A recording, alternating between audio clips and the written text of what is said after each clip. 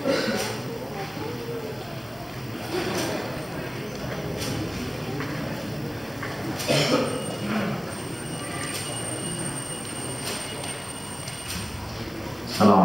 warahmatullahi wabarakatuh. Innal hamdalillah nahmaduhu wa nasta'inuhu wa nastaghfiruh wa na'udzu billahi min shururi anfusina wa min sayyiati a'malina. Man yahdihillahu fala mudilla lahu wa man yudlil fala hadiya lahu. Asyhadu an la ilaha illallah wahdahu la syarika lahu wa asyhadu anna Muhammadan 'abduhu wa rasuluhu la nabiyya wa la rasula ba'da. أوصيكم ونفسي بتقوى الله الذي يقول في كتابه الكريم بعد أعوذ بالله من الشيطان الرجيم يا أيها الذين آمنوا اتقوا الله حق تقاته ولا تموتن إلا وأنتم مسلمون وقال يا أيها الذين آمنوا اتقوا الله وقولوا قولا سديدا يصلح لكم أعمالكم ويغفر لكم ذنوبكم ومن يطع الله ورسوله فقد فاز فوزا عظيما. وقال رسول الله صلى الله عليه وسلم اتق الله حيثما كنت وأتِ السيئة الحسنة تمحوها خالق الناس بخلق حسن. اللهم ارحمنا بالقرآن صدق الله العظيم صدق رسوله الكريم.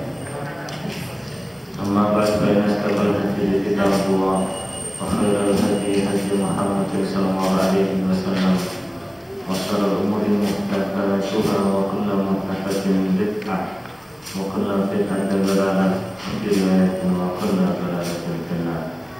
Ikhwati ibu bapak-bapak dan saudara-saudara jemaah pengajian Masjid Al-Muhajirin yang dirahmati Allah. Disyukur kehadirat Allah Subhanahu wa Ta'ala atas segala limpahan nikmat, hidayah dan taufiknya, kita bisa bertemu lagi di malam hari ini dalam kondisi sehat. Salawat dan salam semoga dilimpahkan kepada Rasulullah kita Rasulullah Muhammad sallallahu alaihi wasallam.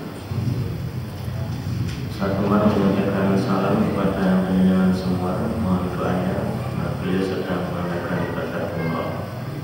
Mau saya ajak gantian tidak berkenan beliau. Antum saja yang isi saya umroh, tapi biayanya beliau lain waktu. Bapak Ibu kaum muslimin yang dirahmati oleh Allah, setiap perbuatan yang kita kerjakan, setiap pilihan yang kita ambil, baik itu berupa ibadah, berupa keluarga, berupa komunitas, berupa organisasi, berbentuk cara hidup, pergaulan dan lain sebagainya, selalu mengandung dua konsekuensi. Kalau tidak dipuji, dicela.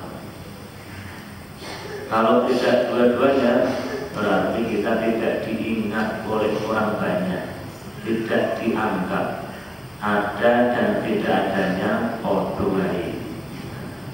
Tidak ada perannya, baik peran menjadi orang baik atau peran menjadi orang jelek. Setiap perbuatan pasti mengandung konsekuensi ini. Kalau tidak dipuji, dia dicela. Tidak ada satupun manusia yang dipuji dan dipuja oleh seluruh manusia di muka bumi. Jangankan seluruh manusia, tidak ada yang dipuja oleh satu penduduk sebuah negeri, hatta sekalipun Nabi dan Rasul. Nabi Muhammad bagi kaum muslimin luar biasa, manusia yang paling dicintai oleh Allah, paling baik budi pekertinya, paling ramah cara bergaulnya, paling murah senyum, paling dermawan, paling jujur, paling menjaga komitmen dan seluruh sifat kebaikan yang semuanya serta yang terbaik. Tapi apakah seluruh manusia memuji beliau? Tidak. Bahkan hari ini beliau lebih banyak dicela daripada kita. Kalau kita paling yang mencela sekitar istri, anak. Kok istri itu bisa? Bapak bangunnya kok kesiangan, dicela. Anak nanti, bapak sering bohong. Bohong gimana? Katanya kalau pengajian pulangnya jam 9, ini sudah setengah 10, kok baru pulang. Besok lagi kita ngomong, dia insya Allah setengah 10, ternyata meleset lagi jam 10. Anak kita yang baru belajar ngerti putaran jam itu senang sekali ngamati jam. Dicela, diprotes. Lalu orang-orang di sekitar kita, di warga, di RT, jarang ikut kerja bakti. Itu diomong orang. Lalu Mas Jinggot orang tahu kerja bakti. Kalau ada ngaji toh, mau tambah nyumbai ambut barang orang ngerti. Tambah loro orang ngerti. Nanti mati. Jadi kita tetap ngaji. Ngaji ini buk di mana? Waduh dengan sampangan. Dan rumahnya di Mijen. Paling hanya beberapa orang sekitar, karena rumah kita dikenalnya hanya di situ. Tapi Rasulullah itu dicela orang di Paris, di Inggris, di Amerika, di tempat-tempat yang lain di muka bumi. Ya sesuai kelasnya, karena yang memuji beliau juga seluruh manusia yang ada di muka bumi. Maka yang mencela beliau juga sebagian manusia yang ada di hampir semua tempat di muka bumi. Oleh karena itu mengharapkan simpati dari semua orang adalah sebuah khayalan. Kalau kita melakukan sesuatu karena mengharapkan pujian atau komentar positif, komentar baik dari manusia, ini sebuah khayalan.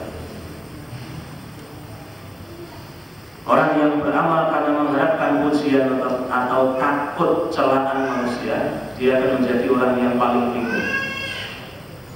Mau berbuat yang ini khawatir menyakiti kelompok yang itu. Mau berbuat yang begitu khawatir menyakiti kelompok yang sana. Mau bergaya nasionalis khawatir nanti tidak dianggap Islami oleh kelompok Islam. Mau bergaya Islami khawatir tidak dianggap nasionalis. Mau dua-duanya khawatir tidak dianggap liberalis. Dan terus begitu. Lama-lama dia menjadi orang yang bingung. Ketika ketemu kelompok orang munafik, ketemu kelompok orang yang kafir, ya dia bergaya seperti orang kafir. Ketika ketemu kelompok ahli pengajian, dia pakai gaji, pakai sorban, salamnya fasih. Nanti ketemu kelompok orang liberal, waktunya sholat, ya dia lewat. Dia akan menjadi orang-orang munafik. Kalau kita beramal karena mengharapkan pujian manusia, atau kita menghentikan amal karena takut dicela oleh manusia, kita akan menjadi orang bingung. Masih ingat kan bisa seorang ahli hikmah yang ngajari anaknya bagaimana menyikapi komentar manusia. Biasalah si anak untuk menempuh sebuah perjalanan dengan mengendarai seekor keledai. Di awal bapaknya yang naik, anaknya disuruh nuntun. Saya yang nuntun aja. Iya, saya yang naik, nanti gantian. Dituntunlah keledai, bapaknya ada di punggung keledai, melewati sekelompok anak muda.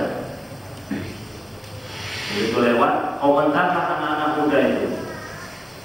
Ada orang tua nggak tahu diri, anak kecil disuruh nuntun, bapaknya malah nengkrang enak-enakan di punggung keledai. Kamu dengar apa komentar mereka? Dengar aja. Kalau begitu sekarang gantian, kamu yang naik, bapak yang nuntun. Dituntunlah keledai oleh bapaknya, sudah agak sepuh, melewati sekelompok orang tua yang sedang kerja bakti. Bapak-bapak di pinggir jalan, ini bapaknya permisi, nun sewu, numpang lewat. Apa komentar mereka? Ini anak muda tidak tahu diri, tidak tidak tahu hormat dan bakti kepada orang tua, tidak sopan. Bapaknya suruh menuntun, anaknya malah nyengkrak. Kamu dengar apa komentar mereka? Saya dengar.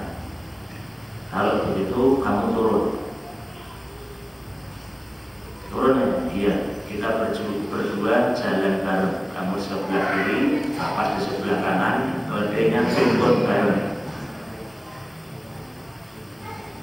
Melewati bengkel motor.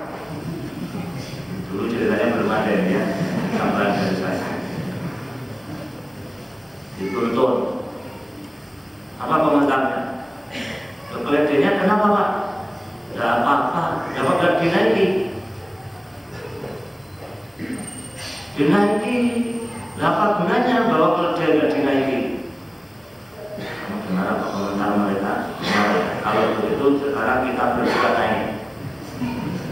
Karena tadi bapaknya naik salah, anaknya naik salah, dituntun berduanya salah, dua-duanya naik sekarang. Dua-duanya naik melewati sekelompok penyayang binatang. Kita balik lagi. Komentar lagi. Ini bapak sama anak tidak punya pri kebinatangan. Keledai muda seperti itu, keledai kecil seperti itu dinaiki dua orang. Enggak kasihan. Nah, komentar mereka, sekarang kita turun. Turun semua? Iya. Sekarang gantian, keledainya yang kita panggul. Maka nyari bambu, nyari tali, diikat keledainya, dipanggul begini. Bapak sama anaknya melewati ibu yang sedang nyuci di kali. Loh, keledainya kenapa Pak? Tidak apa-apa. Dapat dipikul. Dan tadi salah semua. Oh, orang gila. Oh, orang gila. Keledai tidak apa-apa kalau dipikul. Dan sekarang kita turunkan keledai ini. Kamu sudah bisa mengambil pelajaran. Pelajaran apa ya? Kalau kamu melakukan sesuatu dan kamu bingung terhadap komentar orang, maka yang akan kita alami ya seperti itu. Kita akan menjadi orang bingung. Kalau kamu melakukan sesuatu mengharapkan pujian orang dan khawatir kesalahan orang, kita akan menjadi orang bingung seperti itu. Semuanya salah karena mereka berkomentar berdasarkan latar belakang yang mereka miliki, berdasarkan situasi dan kondisi yang sedang mereka alami. Kalau kita sedang naik motor, maka selain yang naik motor itu salah. Kalau kita sedang berada di bis malam, selain yang di luar, selain yang di dalam bis itu salah. Ketika kita naik motor, ada bis malam yang ugal-ugalan, bus-bus mana kiri, jalur kita diambil, kita harus keluar dari jalan. Kita marah-marah sama bis itu dan seluruh penumpang yang ada di dalamnya. Tapi ketika kita berada di dalam bis itu, kita ngambil jalan orang karena sopirnya ugal-ugalan dan kita tidak bisa usul. Karena kalau mau usul harus mengeluarkan sopirnya, tak ganti. Ada orang sampai keblusok, kita tidak merasa salah. Oh iya, bagus Pak, yang penting cepat. Kita berkomentar, kita menilai apa yang kita lihat sesuai dengan situasi dan kondisi yang paling menguntungkan kita.